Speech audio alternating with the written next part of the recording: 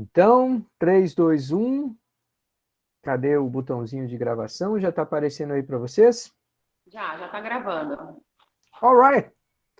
Hello, everybody. Thanks for coming. Thanks for showing up. Very good to be here.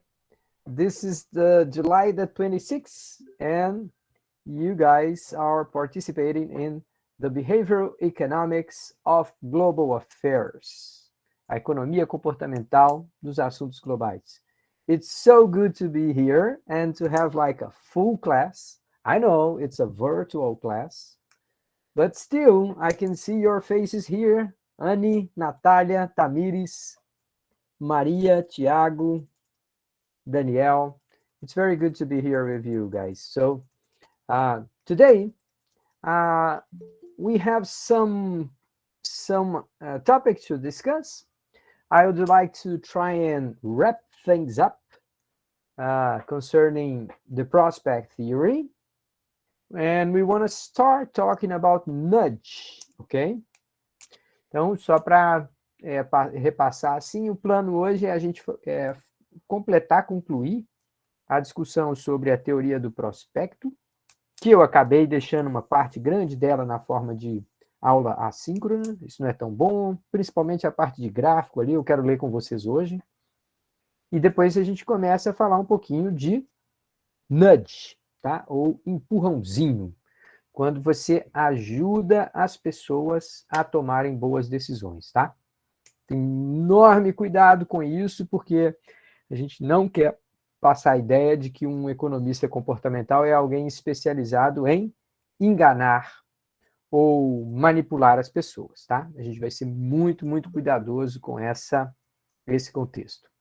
But it's fascinating topic, and we can help a lot. We can help lots of people making better decisions in many different contexts, okay? Now, I see Annie, she has a question about one of the questions in our list of exercises, I think. Is that it, Annie? You can speak in Portuguese, obviously. Obrigada, professor, porque meu inglês trava, eu fico nervosa, eu não consigo. Okay. It's okay. Então eu fico realmente assim, eu até tento, sabe? Eu fico falando sozinha na frente do espelho, comigo mesma. Mas meu inglês, assim, eu entendo, tenho entendido tudo, graças a Deus. Sua aula é extremamente lúdica, no sentido de que a gente consegue escutar, consegue entender. Enfim, mas estou aqui para tirar minhas dúvidas. Espero não passar nenhuma vergonha, espero que não seja vergonha alheia, como eu tinha comentado anteriormente, mas eu sou uma pessoa questionadora, então, assim, quando eu acho que não fiz uma coisa tão certa, mas não tão errada, aí eu preciso do seu apoio. Ok, good enough. Vamos lá, é uma pergunta de uma da lista dos exercícios, é isso? Da primeira lista? Isso, da primeira lista. Ok. Qual que é o número da questão, Anne? Só para eu buscar aqui. Como eu estou no celular, eu não vou conseguir abrir as duas páginas, né? Não vou, se eu sair aqui do Meet, eu acho que talvez eu não consiga abrir. Mas, eu trago aqui. Mas eu vou dizer porque eu acho que todo mundo vai saber. Era uma questão que tinha yes, yes, yes, e tinha grifado de vermelho no. Lembra dessa questão? Então, assim, ela induzia a você responder o no, entendeu? Mas ficava o yes, yes atrás. Então, essa questão para mim ficou muito... Eu entendi ela como ambígua. Induzia você a responder uma coisa porque o no estava na frente, mas tinha um yes atrás, enfim. Aí essa questão eu queria que o senhor comentasse, se for possível. All right. Let's have a look at it. I'm gonna share my screen with you. But first, I wanted to show you something. Let me get the question here. Yes, I got it here. Okay. How many of you are using a computer right now? Please raise your hand if you're using a computer. 1, 2, 3, 4. How many of you are using the computer? 5. So far, 5 people. Yes, so as I can see, most of you are using cell phones. So let's do the opposite, okay? Just put down your hands, put down all your hands. Now I want you to raise your hand if you are using a cell phone. Levanta a mãozinha se você está assistindo com um celular. Okay, so now it's pretty much obvious that the majority of you are using a cell phone. Thanks. É bom saber isso, pessoal. Eu estou vendo que a maioria de vocês está usando um celular. Tá, então, o que eu vou descrever aqui agora, talvez não funcione para o celular, tá? Mas, se você está usando o computador, tem no centro da sua tela 3 pontinhos assim. E aí, quando você clica naqueles 3 pontinhos, que está do lado de desligar a chamada, quando você clica naqueles 3 pontinhos, aparece um monte de opções. Uma das opções é ativar legenda. E quando você clica em ativar em legenda, lá do lado direito tem a opção do idioma. Então você pode clicar lá no idioma e colocar, por exemplo, inglês. Quando você colocar inglês e eu estiver falando português, a tradução vai ficar toda errada. Ele vai pegar um monte de coisa errada. Mas a ideia é a gente treinar os listening, né? A ideia é treinar os listening, justamente isso. Yes, but when I'm talking in English, they capture my words perfectly. So you can actually see like if we were watching Netflix or something. The subtitles will show up in English and you can kind of check what you understood, what the teacher actually said, and it helps too, okay? Pode falar, Anne.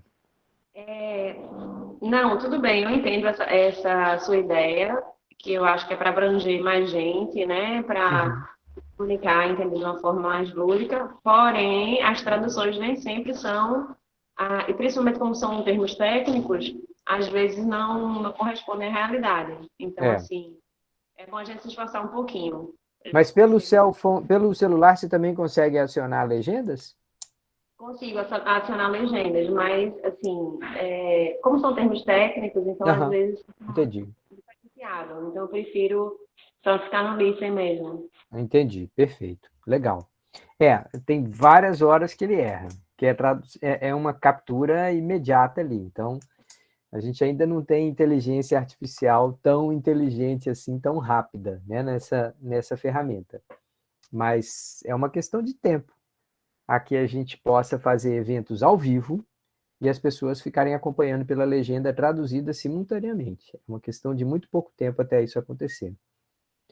I can see Brenna with the hands up. Yes, go ahead, Brenna. You have a question or was it my previous question? Brenna tem uma pergunta ou era a minha pergunta anterior que a sua mãozinha acabou ficando levantada? Acredito que seja anterior. Deve ter sido. Okay, no problem. You can turn it down. Just click again over the hand and then it will drop down, okay? You can cancel that sign if you want. Okay, everybody, so let me share here the screen and we're going to have a look at the question that Annie suggested, okay? So here we go. This is our first list of exercises. Please confirm to me that you can see this sentence. Check the picture and indicate among the options which one best describes what is being visually represented. Verifique a imagem e indique entre as opções qual descreve melhor o que está sendo visualmente representado. You guys can see that, right? Right. Okay, so what you have here is like lots of words, yes, yes, yes, yes, yes. But then here comes someone and connect the dots. connect the words yes to express the word no. And then the person, even though he or she is looking at a picture full of yes, he concludes that the message is no. Ok? Então, você está vendo lá uma tela cheia de sim, sim, sim, sim, sim, mas a pessoa, na hora de ler, ela não quer reconhecer, ou de alguma forma tem dificuldade de ver que aqueles sims estão gritando para ela, ela vai e encontra uma maneira de achar que aquilo ali, na verdade, a mensagem é contrária, é no. So, we were to identify what this picture represents, okay? So, let's take a look at the options we got here. First one is bandwagon effect. Bandwagon effect, if we were to translate to Portuguese, it would be efeito manada. Efeito manada, a gente faz as coisas porque está todo mundo fazendo. Well, we don't see that here, right? We don't see if this is a discussion among many people, if this is something like that collectively someone chose to write the no, or we don't see that, okay? So probably that's not the best answer. The second one tells you ambiguity effect. Efeito ambiguidade. Who here could explain to me in simple words what the ambiguity effect is? In Portuguese or in English? Quem é que gostaria de explicar para mim, rapidamente, assim, em poucas palavras, o que significa o chamado efeito ambiguidade em português ou em inglês?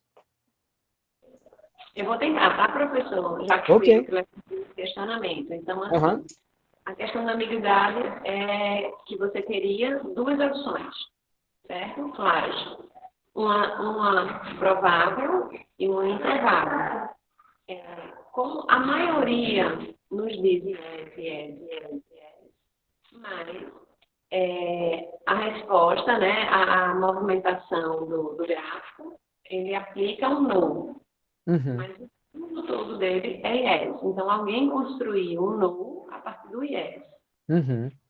Então, para mim ficou essa dúvida, porque assim, como tinha muito yes, para mim ficou dúbio. Então, Entendi. essa dúvida é ambiguidade. Então, foi esse meu questionamento, porque assim, eu tinha quantidade de yes bem maior, e era visível a questão do yes, e o no foi apenas uma junção que alguém pegou e juntou as palavras para fazer uma palavra no, saltou aos olhos. O que salta aos olhos são o no. Então, você intuitivamente responderia o no, mas no fundo a resposta seria o yes. Aí, por isso que ficou minha dúvida, entendeu? Okay. Now, I will explain to you what is going on here, and then I will translate in Portuguese, okay? So here's the thing. I know what happened here. You read the word ambiguity, and then you went to the image and say, let me see if I can somehow fit the expression with the image. And then you could see some connection. That's the point. But ambiguity effect, it's something very specific. The way we describe ambiguity effect is like this. If you have 3, 4, 5 different options and you have to make a choice, you are gonna tend to drop the one that sounds like complicated. You're gonna try and find the one that is simple. If in order to analyze one of the options, you have to think a lot, well, there's a good chance you're not going to make that option. So, efeito ambiguidade, na verdade, é alguma coisa muito específica. É assim, quando a gente tem mais de uma escolha, né, mais de uma opção, 3, 4 opções, e uma delas é confusa, é complexa, para entendê-la, se ela vale a pena ou não, você tem que gastar tempo, a gente joga ela fora. A gente gosta de coisas que a gente entende imediatamente. A gente tende a achar que porque é simples, é melhor. Então, quando... Mas aí eu olhei e seria o no. Então, Não, o ponto não é esse. O ponto é assim. Essa imagem descreve uma pessoa que está em frente de múltiplas escolhas e acaba relegando a mais complicada para não escolhê-la e escolhe alguma coisa mais simples? Não, eu não estou vendo isso aqui. discordo, professor. Eu discordo. Porque a É, quantidade de número de yes que tem aí e o no, alguém pegou, juntou os pontinhos. Aí é a minha opinião. não, eu entendo sua opinião, mas o Discordo que eu estou nesse dizendo é o sentido. Por seguinte. isso que eu queria conversar com você.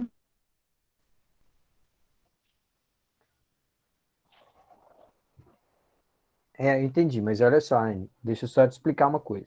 Aqui, Assim, nessa imagem, você não tem múltiplas opções. O efeito ambiguidade é uma coisa muito específica. Eu falo assim, ó, o que você prefere, Anne? Você prefere que a gente combine da turma toda ir para a praia no sábado, para a gente passar um dia junto? Ou você prefere que a gente marque uma noite na pizzaria, para a gente se encontrar, todo mundo da turma? A terceira opção é o seguinte: um terço da turma vai para a pizzaria, o outro terço da turma vai para a praia, e o último terço da turma não faz nenhuma das duas coisas.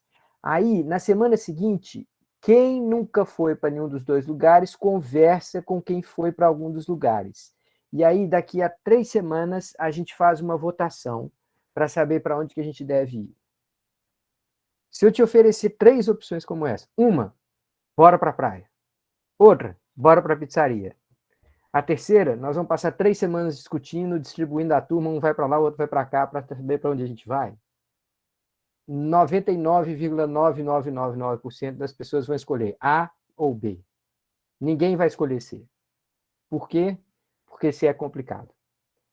Eu acabei de escrever para você o que é o efeito ambiguidade. Diante de múltiplas opções, a gente joga fora aquela que é muito complexa. Nessa imagem aqui, não tem opções. Não está sendo apresentado opções. Não é o contexto do efeito ambiguidade. Só que se você vai buscar pela expressão ambiguidade e ver se essa imagem de alguma forma poderia expressar a ideia de ambiguidade, pode. Mas isso não tem nenhuma relação com um fenômeno específico chamado efeito ambiguidade, que é a nossa tendência a jogar fora quando uma opção não é muito boa. Ajudou ou complicou mais a explicação?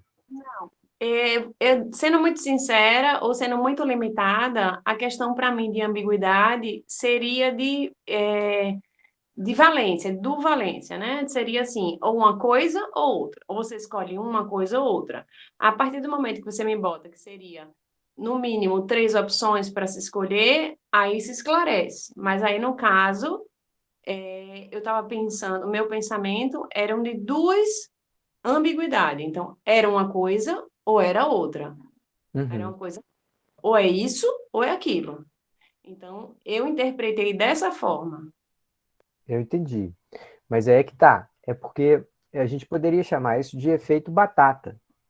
A gente poderia chamar isso de efeito avião marrom. Mas a gente deu o nome de efeito ambiguidade. Quando a gente faz isso, quem não conhece a expressão técnica pode falar assim: ambiguidade, deixa eu ver se tem a ver com alguma coisa de uma mensagem confusa, e aí associa, entendeu? Mas efeito ambiguidade é algo muito específico, é um termo técnico. Se você não conhece o termo técnico, você pode falar assim: aqui tem uma imagem ambígua. Mas não é isso que está sendo mostrado. Aqui está perguntando é assim: aqui existe uma situação em que se revela algo técnico chamado efeito ambiguidade? Aí você precisava saber assim: bom, o efeito ambiguidade é o quê? É aquela situação em que, diante de múltiplas escolhas, as pessoas tendem a desconsiderar aquela que parece confusa ou complexa e vão para o simples, vão para a escolha simples. Então, E eu parti desse princípio, Luiz. Então, assim, qual seria o mais simples? Qualquer pessoa vai olhar e vai ver o no, ok? Então, assim, eu tenho um monte de yes ali atrás e tenho o no. mas qual é o maior número que eu tenho aí? Entendeu? E o no foi feito a partir da junção dos IES, assim, uma noção bem esdrúxula de você juntar peças, na verdade, de ligar peças para se ter essa resposta. Então, assim, para mim, por isso que eu estou dizendo, por isso que eu pedi para você, para você me esclarecer por essa questão, porque ambiguidade, para mim, eu conheço como uma coisa dúbia, entendeu? Então,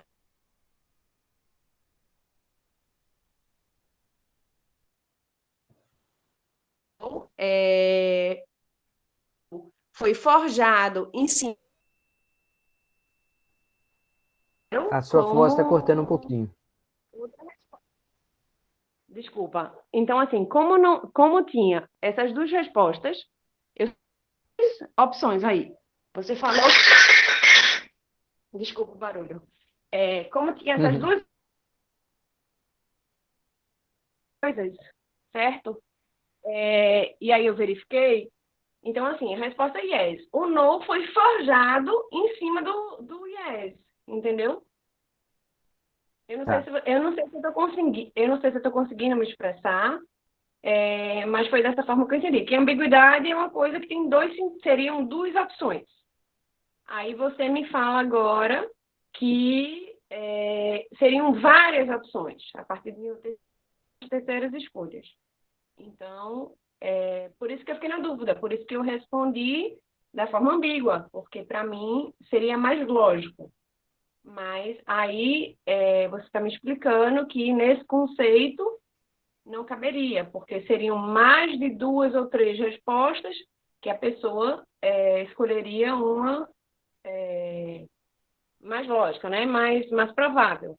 Então, assim, mas ainda assim eu não considero. E você sabe que eu sou aquela pessoa que eu vou pela palavra tipo ambiguidade. Ambiguidade é uma coisa que tem 2 sentidos. Então, Pois é. Não, eu entendi, Anne. Agora sim, vou insistir mais uma vez com você. É assim, a expressão ambiguidade, ela pode ser interpretada de diferentes maneiras em contextos diferentes. Aqui, a gente não está falando da expressão ambiguidade. A gente está falando de um fenômeno tecnicamente definido dentro de uma área, esse conceito específico, chamado efeito ambiguidade. Então, efeito ambiguidade não acontece toda vez que há ambiguidade. Então, se alguém veste uma roupa de mulher, mas fala com voz de homem, você pode olhar e falar assim, não, aqui tem uma ambiguidade. Isso é efeito ambiguidade? Não, não tem nada a ver com efeito ambiguidade, é sobre escolhas. Aí você pode falar assim, alguém tinha que se posicionar em relação a uma ideia ou uma proposta de política e a pessoa não quis dizer nem que sim nem que não, ficou apontando coisas boas e coisas negativas. Então ela deixou ambígua a opinião dela. Isso tem a ver com efeito ambiguidade? Não. Tem a ver com o contexto, a palavra, o conceito geral de ambiguidade. Mas uma coisa é a expressão, a ideia ambiguidade é uma coisa. A outra coisa é algo chamado efeito ambiguidade. Efeito ambiguidade não é essa coisa geral. Essa coisa geral pode ser aplicada em outros contextos. Aqui, dentro da área de economia comportamental, de psicologia, quando a gente fala efeito ambiguidade, é algo muito específico. E é assim, diante de alternativas, a gente tem um preconceito contra coisas complexas. A gente tende a gostar de coisas simples. Então, nessa ideia aí, nem entra tanto a ideia de ambiguidade, né? Porque é só uma tendência nossa a fugir de complexidade.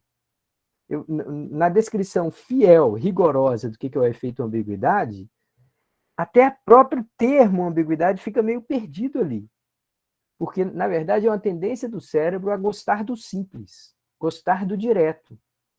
né? Exato, mas eu parti justamente desse princípio. O termo ambiguidade partir da coisa direta, da coisa que você consegue, que o seu cérebro capta mais rapidamente. Então, rapidamente, o que é que a gente vê aí? O no, entendeu? Uhum. Certo. Mas o no, ele foi forjado a partir da ligação dos iés. Compreende? Eu não sei se você consegue compreender a minha visão disso. Pode ser que eu Compre- esteja errada, no sentido de que eu não consegui me aprofundar nessa questão da teoria. Como você disse, eu não posso ter me aprofundado nessa teoria da ambiguidade em relação a isso.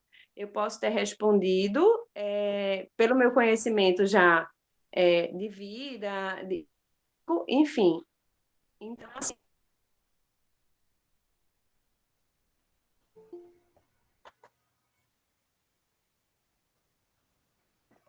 eu disse, vamos aula. Porque podem as outras pessoas terem entendido de uma e eu não gostaria de passar vergonha, mas enfim, eu sou tranquila em relação a isso. Gostaria realmente de trazer isso, porque eu acho que não só foi eu essa dúvida, ou se foi só eu, me desculpe, mas essa questão, porque assim, o cérebro capta as conexões cerebrais, elas vão buscar mais. O que eu estou vendo aqui é o simples é o não, ok. Mas, para a parte teórica, o que é isso? O que a ambiguidade quer dizer? Que eu tenho duas possibilidades. Então, eu me ative a essa questão das duas possibilidades. Então, esse foi meu erro, talvez. Não, eu acho que o seu erro foi outro. Eu acho que seu erro foi aplicar um conceito geral sobre a expressão ambiguidade para um problema que era sobre um outro conceito específico, que era um conceito chamado efeito ambiguidade. Então, ambiguidade e efeito ambiguidade são duas coisas distintas. Aí você não sabia o que era efeito ambiguidade, e aí você usou o que você sabia da expressão ambiguidade para tentar interpretar a questão. Eu acho que foi esse o erro. Correto. Assumo que foi exatamente dessa forma. É. Por isso que eu queria falar com você e trazer isso à tona. Trazer em off, tanto é que eu levei para você em off para a gente discutir isso, e você fez, não, vamos levar para todo mundo, porque pode ser a dúvida de outros, mas estou aqui com minha cara tapa para saber Anne, a Anne, você não opinião. está cara a tapa nenhuma, minha amiga. Você está me ajudando. É muito bom que você tenha trazido e tenha insistido nessa interpretação, porque aqui nós estamos estudando a mente. Se a gente não falar de como a gente pensou, como que a gente. Inclusive, a gente aprende a compreender a nossa mente. A gente está fazendo isso exatamente agora. Eu acho que esse tempo que a gente está fazendo essa discussão aqui é mais rico do que o tempo usual de aula. Porque a gente está realmente mergulhando sobre um momento de tomada de decisão e vendo o que é a tendência cognitiva e percebendo como que às vezes a gente pode cometer um erro que demonstra aquilo que a gente está aprendendo. Acho que o Breno ia comentar alguma coisa. Diga lá, Breno. Não fui eu, não. Eu vi uma pessoa levantando a mão, ou quase falando, mas não fui eu, não. Eu tinha falado, na verdade.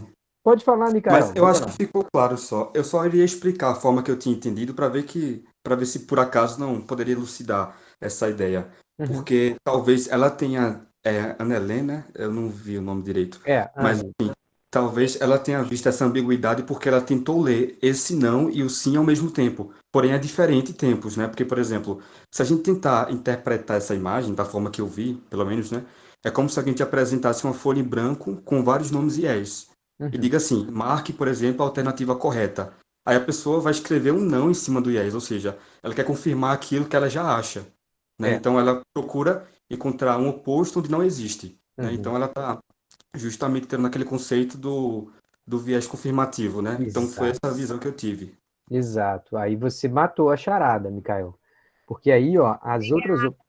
Obrigada, professor, por esse momento, porque assim, quando a gente tem essa dúvida, sabe, assim, Luiz já está acostumado comigo, quando eu tenho uma dúvida, eu vou atrás, porque assim, não é que sou briguenta, mas assim, eu quero entender o porquê, Uhum. porque no meu conceito de ambiguidade, eu entendo, eu li, eu vi alguns vídeos, tá, Luiz? Inclusive, para responder a prova, diferentemente, alguns outros vídeos, diferentes dos seus, eu fui, são bem sincera, vou para o YouTube, vou para isso, aquilo outro, para ver formas mais fáceis que assimilem.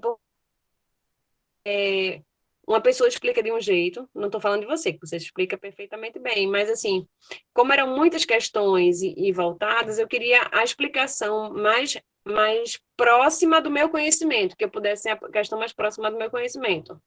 Como eu estava fazendo de uma certa forma rápida, eu vou confessar, mas assim, então essa questão para mim, assim, eu não tive a menor dúvida, eu marquei ela de primeira, errei, claro, assumo o erro, mas eu falei para a Luísa, disse, Luiz, tem uma questão lá, na dúvida e não concordo. E às vezes, com a dúvida e não aplico, antes, ele sabe, se Luiz, estou com a dúvida no negócio. Atrás, a gente conversou sobre isso. Mas, enfim, eu marquei e eu queria essa explicação, porque, assim, Luiz normalmente ele acha, pelo menos com a gente, quando ele fez isso com a economia, ele abriu quanto o percentual de quantas pessoas errou essa questão, tal, porque, assim, é uma coisa... E quando ele disse, Anne, posso trazer essa questão mais tarde para a gente comentar para todo mundo? Aí eu até disse, professor, eu passo uma vergonha. Mas, enfim, não vou passar vergonha porque é uma forma de aprendizado, de qualquer forma. Entendeu? Porque a minha questão de ambiguidade já é aquela questão de ambiguidade de vida, né? De a gente estar acostumada, de ser aquela questão denotativa da palavra. E nesse caso, é uma coisa muito específica, né? Então, assim, mas obrigada pela oportunidade e por elucidar tudo, tá? Obrigada, Michael, também. Legal. Tá? Muito legal. Obrigado também, Anne. Olha só, deixa eu só levar a gente até o ponto final dessa discussão, porque vamos lá, aqui fala assim, qual das opções abaixo melhor descreve, né?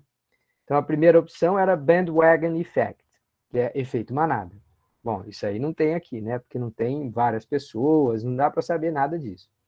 Ambiguity effect, agora a gente já bateu bem aqui nessa tecla. O significado desse efeito é assim: as pessoas tendem a fugir, diante de opções, as pessoas tendem a fugir daquela escolha que parece confusa ou complexa demais. E a gente vai para o simples, tá? O terceiro ponto é attentional bias, viés atencional. O viés atencional diz respeito ao fato de que, às vezes, a nossa percepção da realidade é afetada pelo nosso pensamento mais recorrente. Então, aquelas pessoas que só assistem programas violentos na TV, só assistem aqueles programas do meio-dia, Ronda Geral, Bronca Geral, aquelas coisas todas, as pessoas começam a ficar com medo de andar na rua, porque elas acham que qualquer hora que elas saírem na rua, elas vão se deparar com aqueles crimes violentos que elas veem toda hora na TV.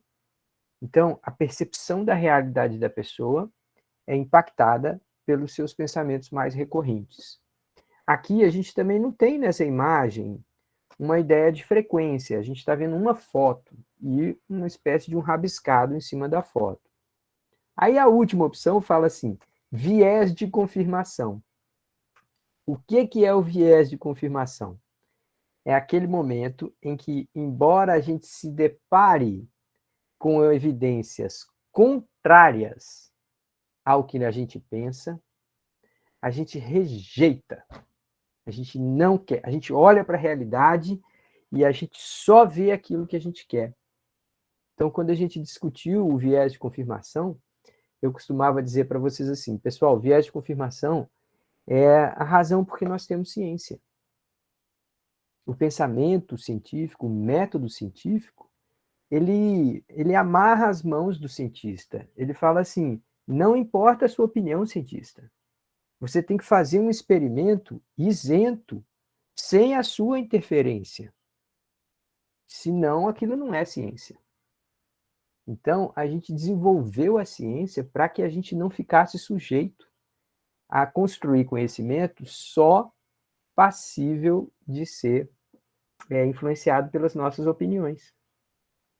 Então, aqui a gente vê viés de confirmação. A pessoa se depara com um quadro cheio de sim, sim, sim, sim. Aí ela vai dar um jeito de encontrar que a mensagem que está sendo passada para ela é não. Isso é uma ilustração do viés de confirmação.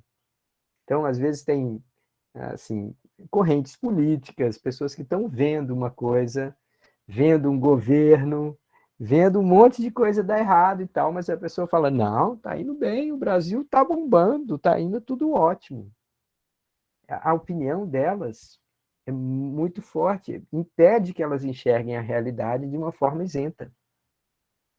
E aqui a gente está vendo um exemplo disso, tá? Assim, embora a realidade grite para você sim, sim, sim, sim, de toda forma, você dá um jeito de ver um não. All right, so this is in my opinion, the best way to illustrate confirmation bias. Confirmation bias is best illustrated by a message like this. Okay? All right, thanks, Annie. Any other question about one of these? Let me show you. Obrigada, professor. De nada. Let me just show you how frequent were the choices. Let's take a look at the answers here. This is question 8. So I can move there and see. All right, so what we got here. Lembra que o senhor levantou as questões? Isso, é bem legal. Eu acho super legal.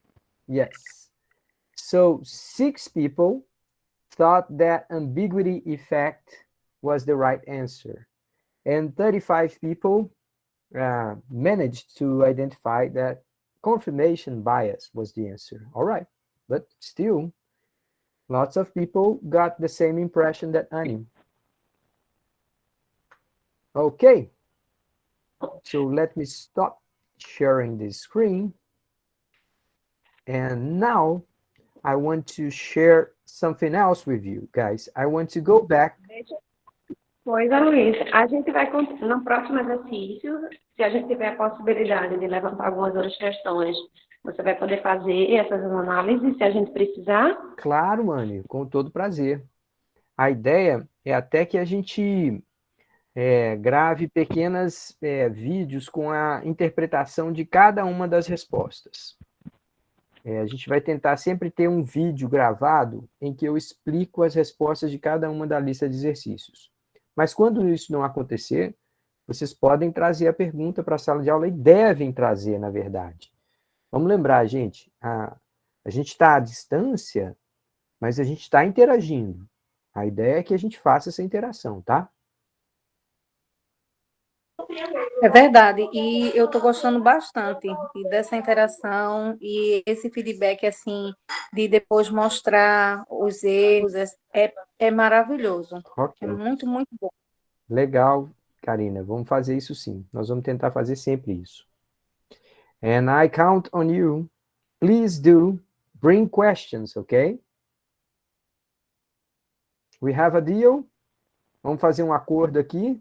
Estou convidando vocês a trazerem perguntas, tá? Não se contentarem com simplesmente, eu errei, eu acertei. Toda vez que não entenderem, tragam mesmo, porque é assim que a gente aprende.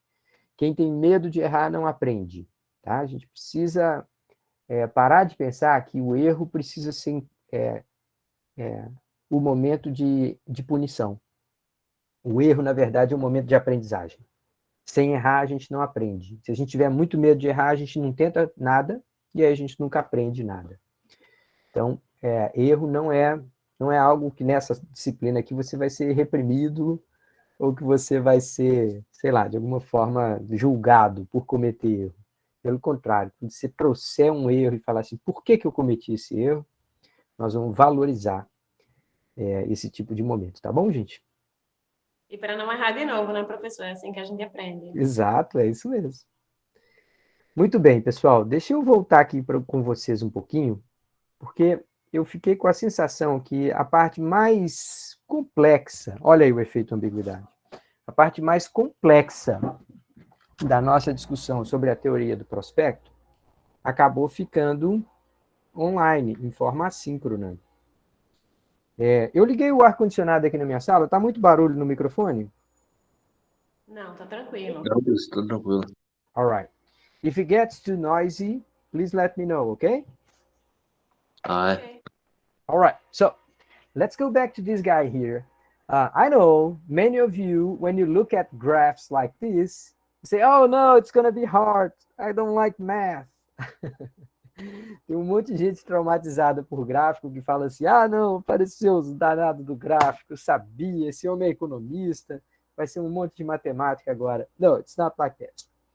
All right, so I just want to focus and interpret these graphs with you, but I want to bring out the messages here, okay?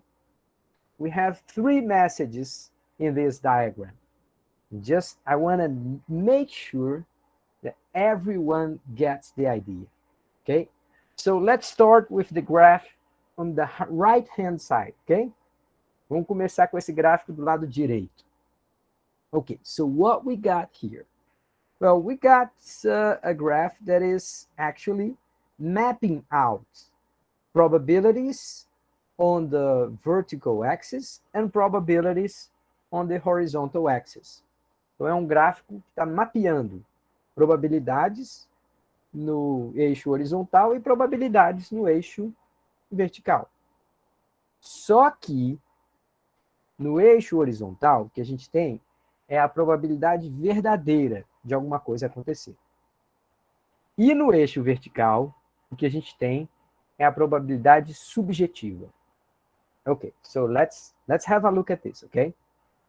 Let's suppose that I tell you to buy a lottery ticket or to make a bet. And in such a bet, you have 10% chance of winning.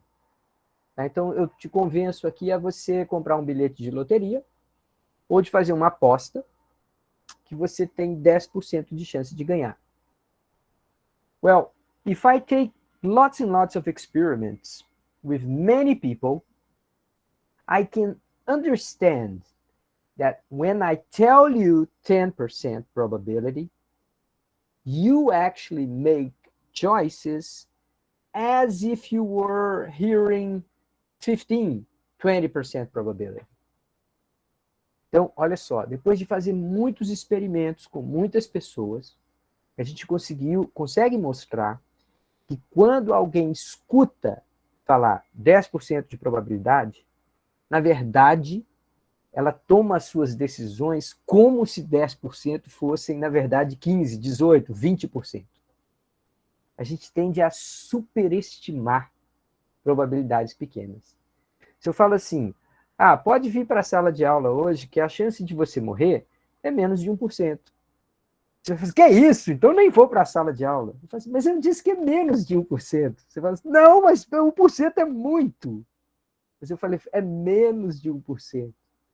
Mas as pessoas, quando escutam que existe uma probabilidade pequena, elas tendem a dar um peso maior para aquela probabilidade. Aí você fala, por que, Luiz? Eu falo, não sei. Só sei que foi assim. Igual o Alto da Compadecida, do Chicó e do João Grilo. Por quê? Porque só sei que é assim. Tá, então, quando a gente tem aqui, deixa eu ver se eu pego aqui um lapisinho. Não tem um lapisinho para escrever. Tá dando para ver meu cursor aqui em cima do 0.1, aqui embaixo?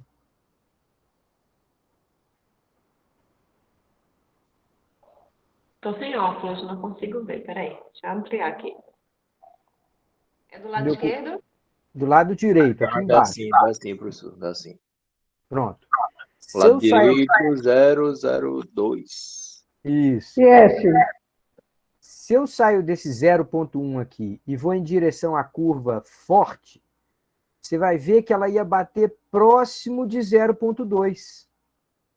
Então, o que eu estou falando com essa linha grossa aqui é assim, se eu digo para uma pessoa que a probabilidade de um evento é 10%, ela age como se eu estivesse falando que a probabilidade é quase 20%. Então, as pessoas tendem a superestimar pequenas probabilidades. Por que a gente compra seguro de automóvel? Porque a gente tem medo do nosso carro ser roubado. Qual que é a chance real do nosso carro ser roubado? É menos de 1%. Quanto que a gente paga no seguro de automóvel? A gente paga, às vezes, 5% do valor. Então, a gente sente necessidade de proteger mesmo quando a chance é pequena. Por que a gente compra um bilhete de loteria? A chance de ganhar é praticamente zero, é ínfima. Ah, não, mas alguém ganha. Então, eu já soube de gente que ganhou. Ah, não, mas um dia eu vou ganhar. Então, a gente vai lá e superestima quando a probabilidade é pequena. Now, when you move to large probabilities, our brain works the opposite way. If I tell you that, don't worry, you can come to class, the chance that don't worry, you can come to class, the chance that you are gonna watch the whole class and not die is more than 95%. Se eu falo para você assim, olha, pode vir para a sala de aula, a chance de você assistir a aula toda e não morrer é maior do que 95%. If I tell you this, you're gonna get scared immediately. Se eu te falo uma informação dessa, eu falo, como assim? Quer dizer que tem aí uma chance de 5% que eu vou morrer? Eu falo, não. Eu estou falando que é maior do que 95%. Mas só de eu te falar que não é 100%, você já acha aquilo um risco terrível. Eu não quero correr aquele risco de morrer. So, when we're talking about large probability, we compare that to 100%. And then we feel like we don't want to take risks. Se eu te falar que alguma coisa ruim tem probabilidade de 90% de chance de acontecer, você escuta isso como sendo uma má notícia.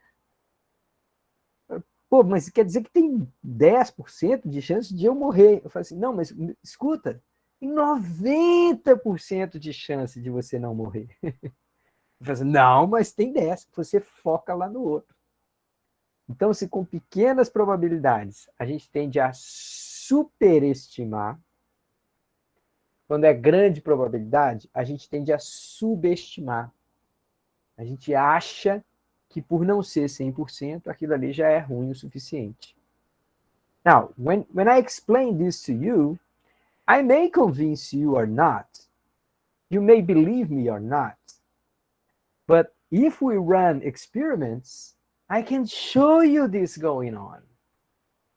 Então, se eu te falo essa ideia de que existe uma probabilidade subjetiva, que ela tende a ser maior do que a probabilidade real, quando os números são pequenos, e ela tende a ser menor do que a probabilidade real, quando os números são grandes, você pode acreditar em mim ou não. Mas se eu fizer experimentos com você, eu te mostro que você também age assim, que não é uma tendência cultural, não é um erro de cálculo, não é uma questão de ser bom ou ruim em matemática. É uma questão de como que o nosso cérebro lida com probabilidade e com risco. Pequenas probabilidades, a gente cria esperança na gente, grandes probabilidades, mas que são menor do que 100%, a gente acha que não é bom o suficiente. A gente quer ficar livre totalmente de um risco ou de alguma coisa que possa nos frustrar. So, this is what they call probability weighting function, função de pesificação da probabilidade, all right? So this is the first very, very fundamental question of prospect theory. By the way, if we disconsider this and we go and watch people how they make investments in the financial market, you're going to see this. Se você observar, coletar dados sobre como as pessoas fazem investimentos no mercado financeiro, você vai encontrar exatamente esse comportamento. As pessoas superestimam probabilidade. Quer ver um exemplo? Todo mundo acha que vai comprar a ação da startup que vai dar mais certo. No entanto, as startups, 9 em cada 10 fracassam. Mas todo mundo acha que vai comprar aquela uma que vai ganhar. Todo mundo aposta e fala, não, eu vou ganhar e tal. Quem é mais cuidadoso, compra muitas. Investe em várias empresas para diluir o seu risco. Mas todo mundo acha que vai acertar. Todo mundo acha que consegue identificar aquela que vai bombar. Então, a gente tende a superestimar probabilidades pequenas. All right. First message, okay? The difference between subjective probability and true or objectively set probability. Now, the second message I want to convey now with the diagram on your left, okay? Let's have a look at the diagram on your left-hand side. O diagrama da esquerda agora. Now, notice that you have this line right at the center of the diagram, okay? Você tem uma linha cortando o diagrama no meio, vertical assim. All right. And on the right-hand side of that line, the numbers are positive. And the left-hand side of the diagram, the numbers are negative. Oh, wait, I think I have here.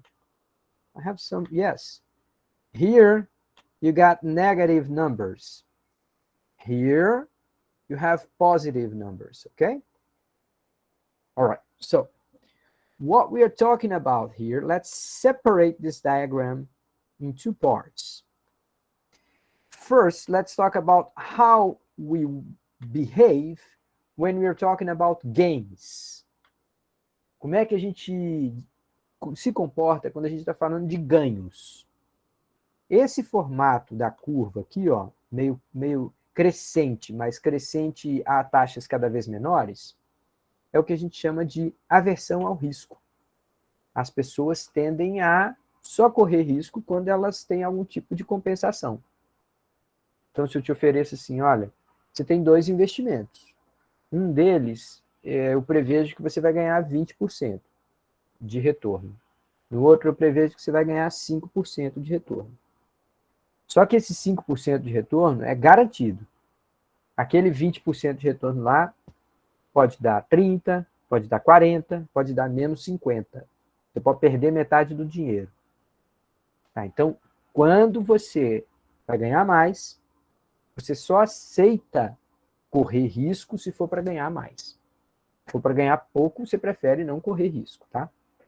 All right, so the first idea is like, when we're talking about gains, we, as individuals, we are risk averse.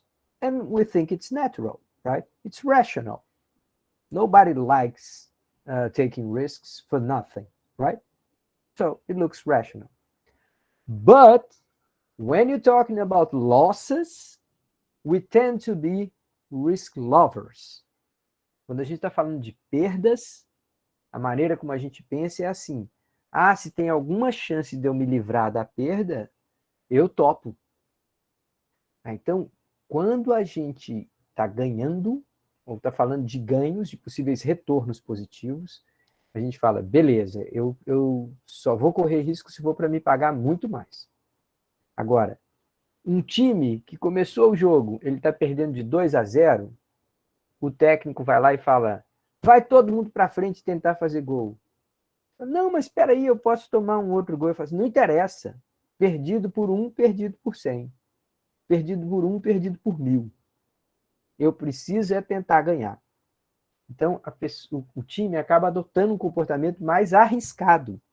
Por quê? Porque ele já está perdendo.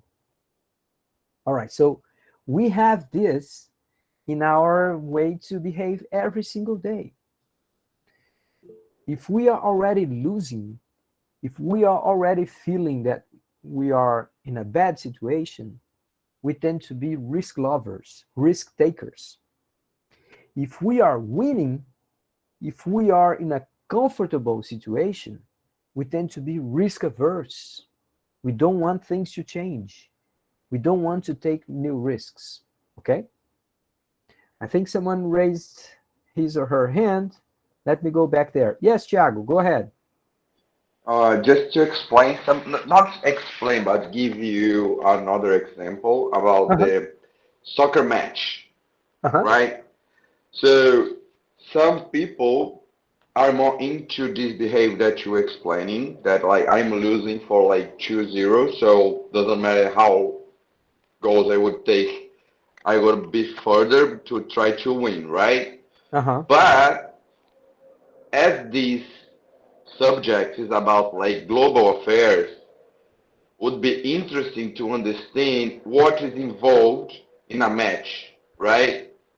Like sometimes it's way better because the championship is too long and there are a lot of like reputation around that you would be like smarter to take less goals than like lose for a great score, you know? Because about like the emotional of your team players and the opposite team players and how they behave like through the championship. That's perfect explanation, Thiago. Thank you so much. Yes, that's true.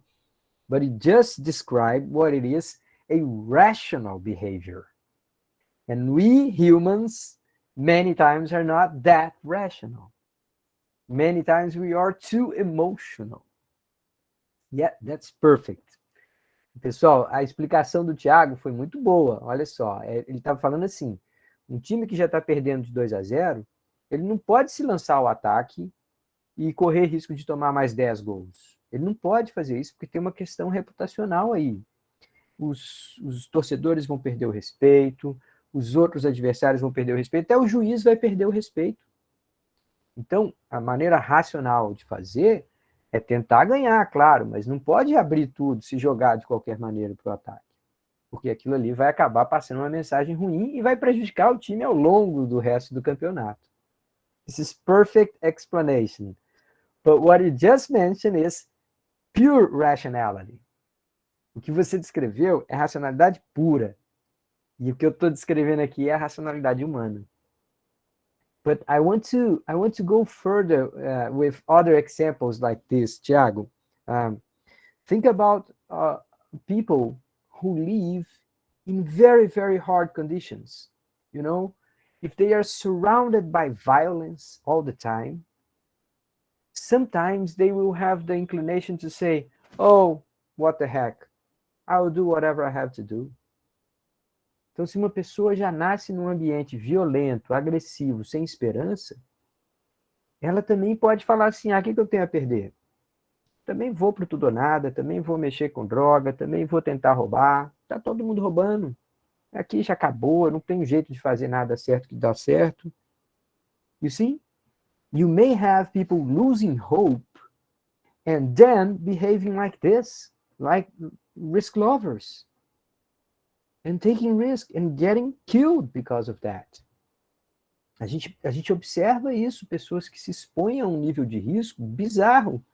Quando você vai tentar entender, fala assim, a pessoa já nasceu correndo o risco de morrer, já nasceu sofrendo violência, já convive diariamente num ambiente violento. É muito difícil dela, né, não adotar essa postura de que vamos para o tudo ou nada. Now, on the opposite side, if you are one of the few rich families in Brazil, you don't want things to change. Se você é uma família rica no Brasil, você não quer que nada mude. Da boca para fora, você fala assim, seria bom se a gente tivesse o SUS funcionando direito, seria bom se o governo roubasse e tal, But in fact, deep in your heart, you want things to stay the same. You are too afraid of change. Quando você está lá, entre as poucas famílias ricas no Brasil, quando alguém fala assim, não, vai entrar um outro governo aí que vai mudar tudo, você fala, Deus me livre, não vamos mudar nada, já está ruim assim, vai piorar se for mudar. So, in this case, we are risk averse. A gente quer aversão total a risco, não quer correr risco nenhum. You guys see what I'm talking about? So this is deep, and this is important. It will help us explaining. It will not give you full explanation, but will help us explaining why Brazil is the way it is. Esse tipo de análise sobre aversão a risco, quando a gente está nas famílias que estão ricas, ganhando, e a aceitação ou até a adesão ao risco quando a gente está lá embaixo, lascado, sem nenhuma esperança, isso ajuda a entender por que as coisas são no Brasil. Não é a explicação total, mas ajuda a entender. Go ahead, Felipe. I see your hands.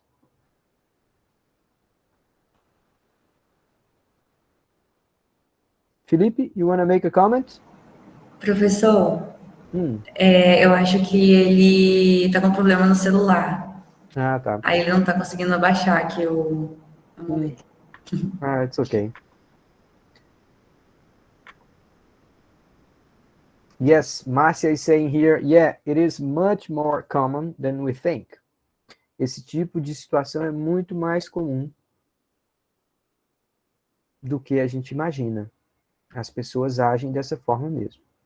All right, so 2 messages so far. First one, subjective probability. We tend to overestimate small probabilities, and we tend to underestimate large probabilities, which are not 100%. If I tell you something is 99% likely, you say, well, that's not enough. Se eu te disser que alguma coisa tem probabilidade de 99% de acontecer, você fala assim, não é o suficiente, eu quero 100. And if I tell you that something is 1% likely, you're going to say, well, yeah, it's not that bad. We have some chance. I have faith. Eu tenho fé. Não, tudo bem, 1% não é tão ruim assim. All right, so the first message. The second one, when we are talking about gains and people in comfortable positions, they tend to be risk averse. And when we're talking about losing, loss, and we're talking about people in very bad situations, well, people tend to be risk lovers, risk takers. They go for all or nothing, or all in, as they call it in poker. Às vezes nos jogos de poker ele fala all in, você vai tudo ou nada, né? All right, so the third and last message I wanted to emphasize is the fact, let me go back here to the diagram and clean it up a little bit. Where it is here, sorry. Let me just clean it up a little bit here. All right, notice that this thing here goes up less or at a slower path than this thing goes down. So what I'm saying here is that if you gain 20, se eu te dar uma nota de 20 reais, aquilo vai te fazer ficar feliz. But if I take 20 from you, if I steal 20 reais from you, your suffering will be much more intense. Então, a terceira e última mensagem é que não há simetria entre ganhos e perdas na mente humana. Ganhar 20 reais te dá uma certa satisfação. Ser roubado em 20 reais te dá uma insatisfação muito mais intensa. Então não é uma simetria. A gente gosta de ganho, mas a gente detesta a perda. Now, this final expression here is that we say we hate losses. We call that loss aversion. Aversão à perda. Loss aversion, ok? We hate losing. A maioria de nós tem aversão à perda, a gente tende a evitar perdas sempre que a gente pode. It's not risk aversion in this case, all right? Não é aversão a risco nesse caso, é aversão à perda. A gente detesta situações em que a gente sai perdendo. Se a gente começar a assistir um jogo de beisebol, você nunca assistiu beisebol na sua vida. Aí eu falo assim, o Boston é o mais legal aqui, mas tem o time de Chicago também, que não é ruim não. Mas a gente aqui hoje está torcendo para o Boston. De uma hora para outra, você já começa a se importar. E cada vez que o Boston fizer ponto, você já começa a achar aquilo bom. Tá. How could you explain so many people, grown-ups, going to a stadium and suffering when someone scores a goal? Como é que você pode explicar, gente, que dezenas de milhares de pessoas se amontoem num estádio de futebol e, de repente, um camarada lá no meio daquela multidão chuta um pedaço de couro para dentro de umas barras e você tem 60 mil pessoas chorando, em pânico, em desespero? How can you explain that? Tell me, is this rational? É racional alguém ficar triste porque o seu time perdeu? Não parece ser uma coisa muito racional, né? All right, so you guys got the idea. We have three important messages in prospect theory. First one, well, there is such a thing as subjective probability. The second one, we are risk averse when we're talking about gains, and risk takers, risk lovers when we're talking about losses.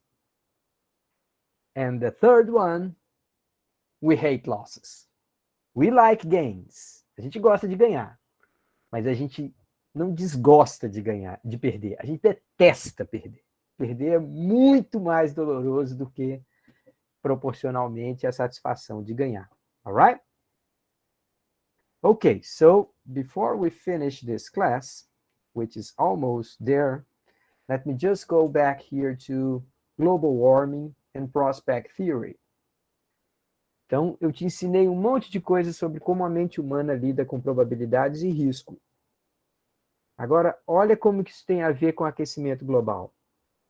If I come and tell you that we have to change our whole society so that the chances of getting very, very bad conditions is going to drop from 10 to 3%, you're not going to buy it.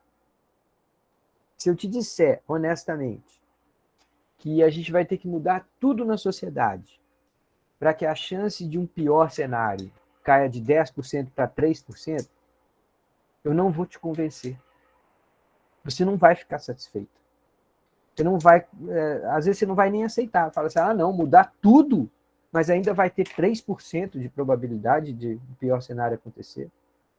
So, the position of scientists is very hard. We have to tell people honestly that we cannot eliminate the chances of global warming. We just can't. I mean, it would be a lie. Se eu disser para você que a gente consegue eliminar a probabilidade dos piores efeitos do aquecimento global, eu estou mentindo. If we were to be honest, we would have to say, if we do all right from now on, I can lower the probability from 10% to 3%. But that's the best I can do. And that's honest. If I tell people the truth, people would not move. How do you manage that? Imagine essa situação, gente. Se você disser a verdade para as pessoas não vão se convencer. O que você faz? Mente? Exagera? Coloca em risco a sua própria credibilidade? Well, if you look at how people now, they suspect scientists, well, I can tell you that's what's going on here. People do not trust scientists anymore because they don't feel that scientists are telling the whole truth. Se você sente que os cientistas não estão dizendo toda a verdade, é um caminhozinho assim, ó, desse tamaninho para você começar a desconfiar dos cientistas. Hard problem, right? Now, before we finish, one more problem here, migration. A gente está acostumado a ouvir falar do problema das migrações de pessoas pobres da América Latina inteira para os Estados Unidos. Mas o problema de migração é um problema bem maior. A gente tem populações inteiras do norte da África, do Oriente Médio, tentando entrar dentro da Europa. E outros lugares também. Na Ásia, você tem problemas graves de imigração, tá? Now, think about this. Suppose that you are like American citizen, and you know that the chance of a Mexican guy getting into the country and stealing your job, it's very, very small. But it is positive. A chance de um mexicano cruzar a fronteira e tomar o seu emprego é muito baixa, mas é positiva. It doesn't matter if it's just 1%. We feel like we are taking risks. Então, o americano olha para aquilo e fala assim, não interessa que a chance de um mexicano roubar meu emprego seja baixa. Eu não quero correr essa probabilidade. Essa probabilidade nem seja 1%, eu sinto como se fosse 10%. All right, so from an American perspective, you don't want these guys. Now, let's look at the other side of the frontier, literally. Now, let's look at the Mexican guys. They say, what can I lose? What do I have to lose? I live in poor conditions here. I can't have enough money to pay for my family support. I will try and cross the frontier because I have nothing to lose. Então, aquela ideia de que quando você está numa situação ruim, você sabe se cruzar a fronteira, você pode se dar muito bem e tal, mesmo que a sua chance de conseguir se estabelecer seja pequena, you tend to overestimate that chance. What do you prefer? Do nothing or do something and take the risk of getting deported? So people will take the risks. Now, you can see that we are talking here not about cultural things. It doesn't matter if we are talking about Mexican people or people from Morocco or from Egypt. We are talking about human beings, and we behave like that. Não dá para comparar. O francês é menos preconceituoso do que o americano. No. All of us will try to overestimate, we tend to overestimate small probabilities, and we will behave as risk averse if we are in the better situation, and risk lovers if we are in the worse situation. It's human. And this thing helps us explaining global warming behavior, migration, big, big, big questions in our society. So let me go back and check on you guys here. How many of you just got these ideas? Me diga aí se vocês entenderam essa ideia. Preciso confirmação, pessoal. Levanta a mãozinha aí. Yes, sir, we did. Alisada. Valeu, Breno. Pessoal, esse negócio a gente está, nesse momento da aula, a gente está fazendo algo muito importante. A gente está mostrando para vocês que os fenômenos cognitivos, comportamentais, eles não explicam toda a questão. Mas tratar da questão sem entender esses aspectos é absolutamente inútil. Sem a gente entender o comportamento cerebral do ser humano, não é do mexicano, do chinês, do italiano, a gente não entender como que o cérebro humano lida com risco e probabilidade, a gente não consegue resolver grandes problemas globais. A questão cognitiva, comportamental, não explica tudo. Mas não pode ser ignorada. And that's why these guys got a Nobel Prize.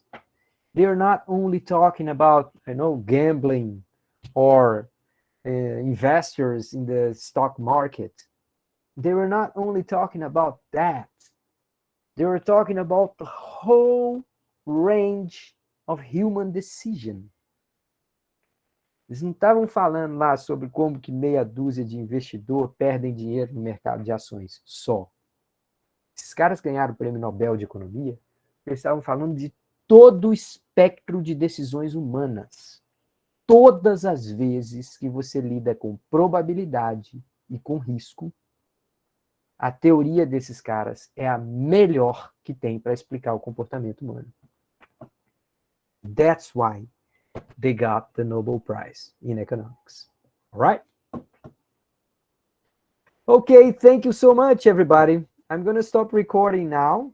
I have to go to my next class. I believe some of you will have the same. But I would like to